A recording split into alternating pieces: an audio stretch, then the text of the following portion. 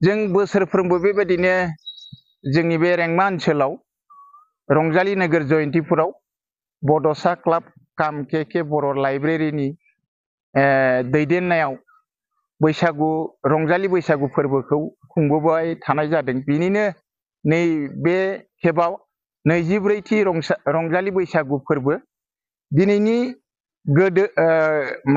गिबिसिन हाबाफारि बायदियै लांगोनाखौ बेखेवनानै होयो जोंनि गलाघाट बर' फरायसा आफादनि बोसोनगिरि मानगोनां नीलेश्वर ब्रह्म बिथाङा आरो भलिबल बादायलायनायखौ बेखेवनानै होयो जोंनि रेंमा गुदि बर' थुनलाइ आफादनि मानगोनां नेहाथारि मनजन बसुमतारी बिथाङा आरो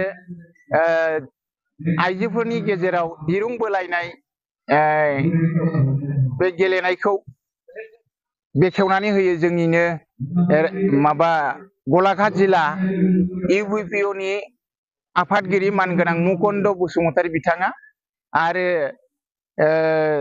दैहु बुख्रेबनाय बे गेलेनायखौ बेखेवनानै होयो जोंनिनो रेंमा गुदि बर' थुनलाइ आफादनि मानगोनां नन्देस्वर दैमारि बिथाङा।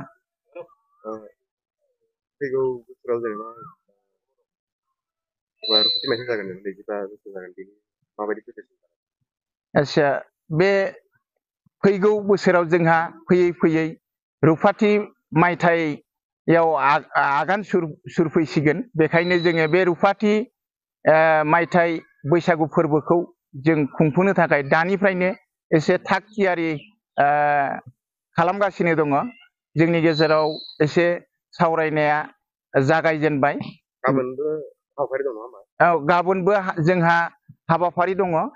गाबोननि हाबाफारिया जोंहा माखासे हांख्रायजानाय जोंनि जायफोर माने गाहाय आलासि बिथांमोनहा जोंनि गेजेराव नुजाफैगोन आरो जोंनि दिनै जानिखि बिहामजो हान्जाफ्रा रंजाफैदों, मोसाफैदों, मेथाइ रोजाबफैदों, बिथांमोनाबो गाबोन गासैबो फैनानै बे आलासिफोरनि नुजाथिनायाव बिथांमोनाबो बयबो रंजा बाजा बे रंजालि बैसागु फोरबोखौ गाजा गोमजा खालामगोन होननानै जों आसा दङ।